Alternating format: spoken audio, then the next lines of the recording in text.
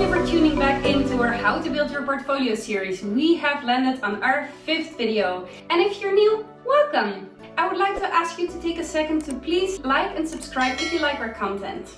So today we're actually going to build your portfolio and show you how to do it, depending on your age and your risk tolerance. We're so excited to do this video because you will actually be starting to build. It's based on our first 4 videos. If you haven't seen them, you can find them around here.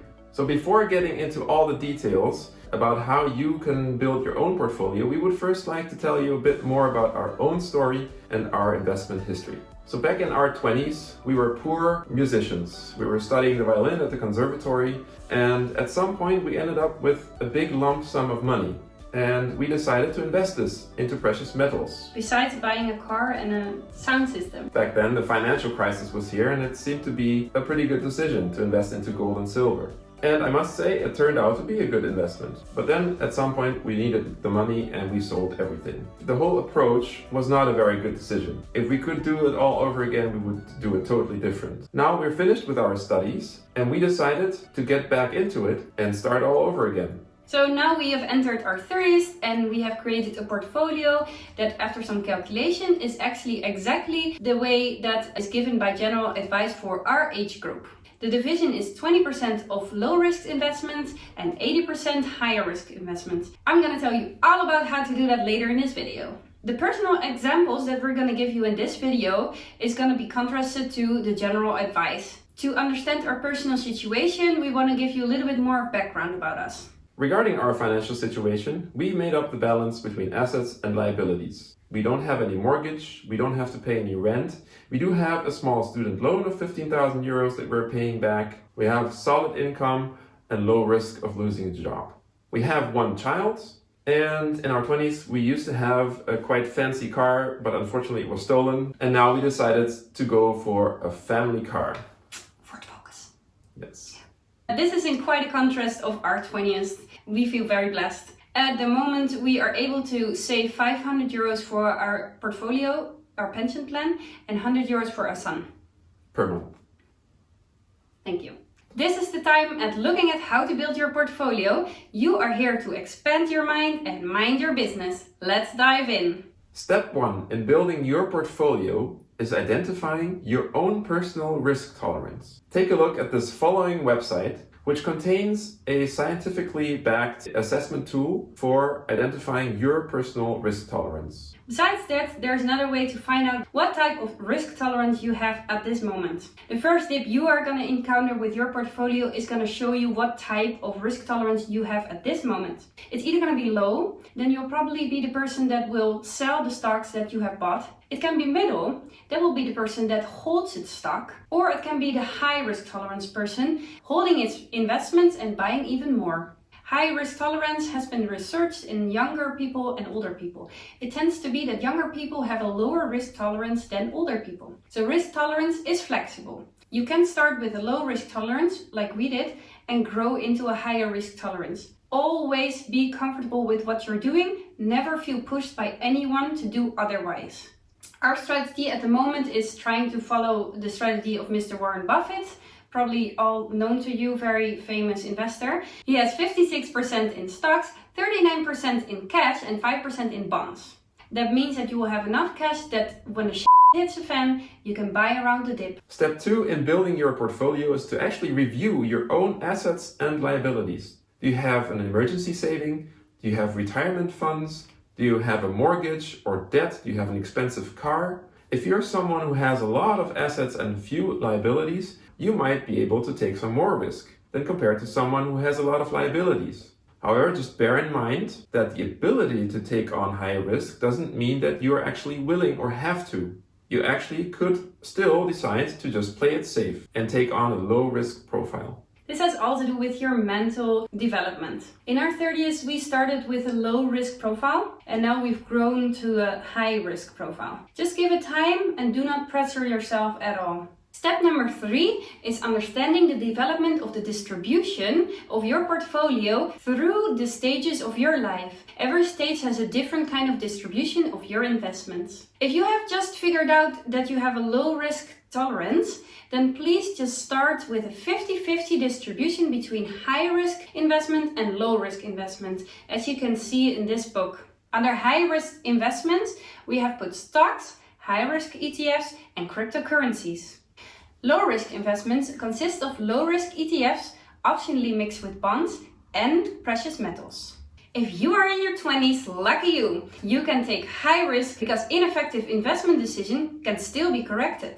You will have a secured retirement, you have longer the time to save, and you will make sure that you can use the compounding effect. Nice quote of Albert Einstein.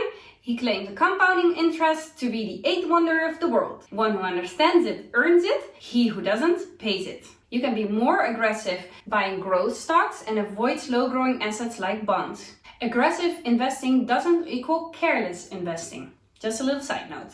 Your division of your profile will be around 80 to 90% high-risk assets and 10 to 20% low. Please take note that if your risk tolerance is not high yet, stay under 50% with high-risk assets and 50 or more for low-risk assets. Once you have entered your 30s, still awesome. You have to be less aggressive in risk-taking than your 20s, but you still have 30 years till retirement. Enough time for corrections. You can still benefit from the compounding effect. You'll have a mixed portfolio with equity, high-risk assets, and bonds, low-risk assets. You'll also start thinking about an emergency plan. So you'll save up some cash to buy around the dip once the bull market turns into a bear one. Try to increase the amount of money you put into your portfolio to 10 to 15%. Your division will be about 70 to 80% of high-risk assets and 20 to 30% of low ones. Once you hit your 40s, you cannot take any unwarranted risks. Your pension will be in 20 years. Large cap stocks and bonds, low-risk assets will be your friend.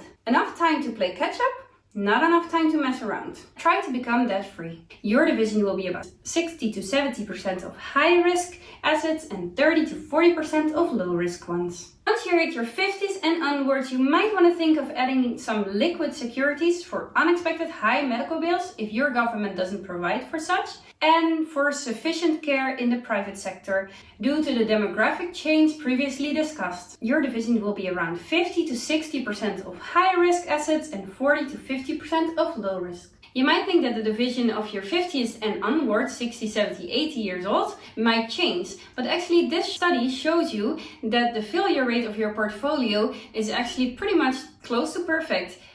Once you've determined your age range and your risk tolerance profile, take a look at this step by step how you can start building up your portfolio. Start with building a solid foundation with broadly diversified low-risk ETFs and precious metals. Regarding the ETFs, you could take a look at the S&P 500 index and the MSCI World Index. Optionally, you can mix this up with some bonds and also ETFs on the emerging markets. We advise you to build a solid foundation first so you can get a feeling for the market, still sleep well at night, and build up your risk tolerance.